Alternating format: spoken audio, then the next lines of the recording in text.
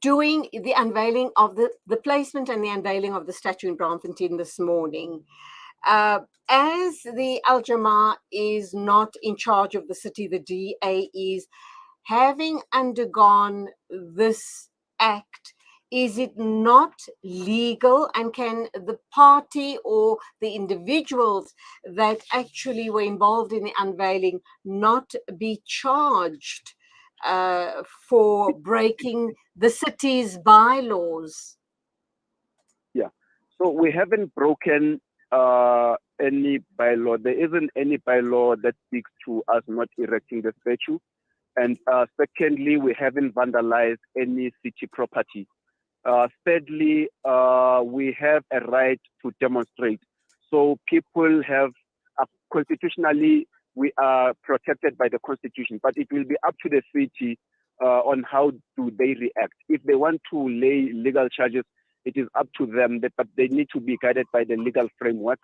Ours is to demonstrate, ours is to protest, ours is to not succumb onto whether they will still employ the apartheid tactics by arresting us. But we are saying we want to demonstrate and make it a point that the city of Johannesburg, with its all entirety, it's a free apartheid zone. Okay, I'm playing devil's advocate here, and let me ask you this question.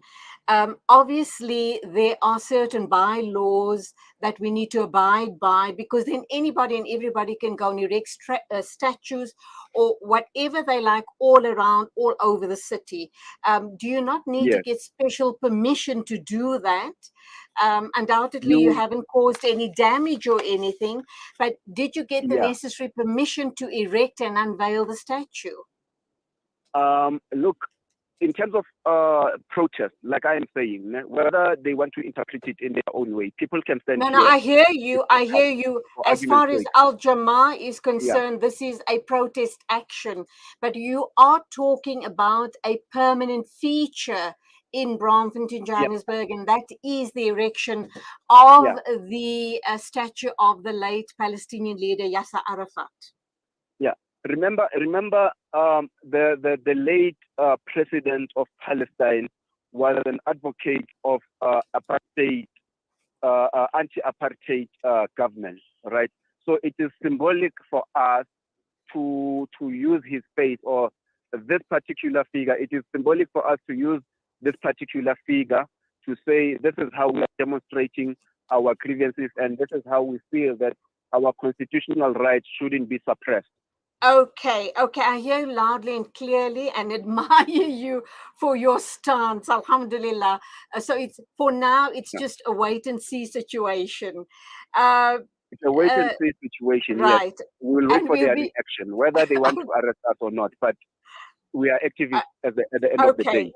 Brilliant. I'd like to get, and I just want to digress from this issue. You may or may not have come across the tweet or the information that Cyril Ramaphosa received a letter of credence from the ambassador of the state of Israel, Eliav Belotsekovsky, and that was on the occasion of credential ceremony at the presidential guest house in Tshwane. I'm bitterly disappointed by this. What's your thoughts on the story? We are all disappointed. Remember the ANC's policies. It's the ANC as a party. It's a liberation movement. The ANC as a party is a liberation movement. So it's quite disturbing to see the party leader of a liberation movement receiving such gifts from the ambassadors of apartheid. But maybe it is. I can't speak on behalf of the ANC, and nor do I speak on behalf of Cyril Ramaphosa. But maybe I would assume that it is his individual interest. I'm not going to divulge onto whether it is a party or not, because that's not my space. But I need to also express my dissatisfaction, particularly as the president of the Republic of South Africa, because we are the custodians of the anti-apartheid movement as the country. Okay, there's a tweet that went directly to Cyril Ramaphosa. It reads, this is so hypocritical. You put so much pressure on Lalela to quit the Miss Universe pageant. So why are you now, why have you accepted this supposed honor that's been bestowed on you, the letter of credence from the ambassador of the state of Israel? Come again? A tweet has gone out to Cyril Ramaphosa saying that he's a hypocrite because he put a lot of pressure on Lalela to quit the Miss Universe pageant.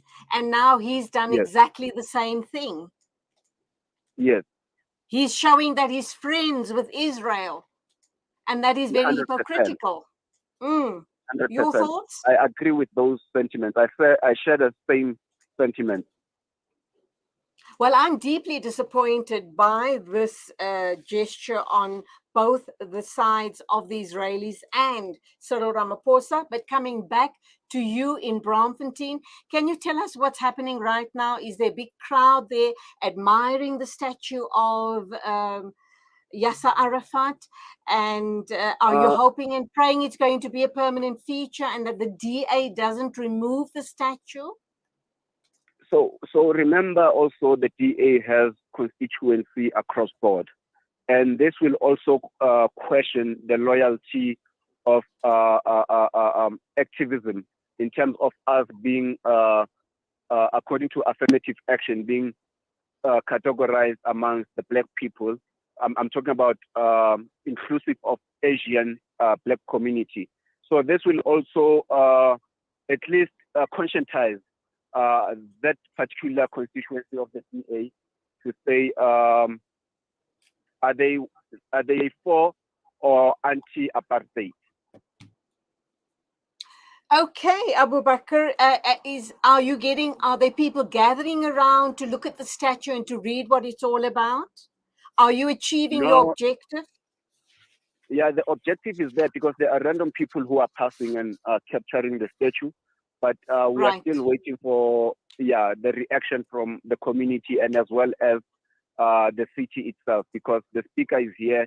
He has identified it. I see one or two, three cars of MMCs passing here, and they are closely looking at the statue. So maybe they will have their meeting and then we'll wait for their response and their reaction. Great stuff. We might still hook up with you a little later to hear if there's any, or rather tell Ponti to make contact with us if there are further developments, inshallah. Thank you so much. Abubakr Thapelo Amad, Jamah-ah's MMC for Development Planning in Johannesburg. Thank you for your very bold and brave stance. And thank you for talking to us this morning right here on News and Views on Salam Media.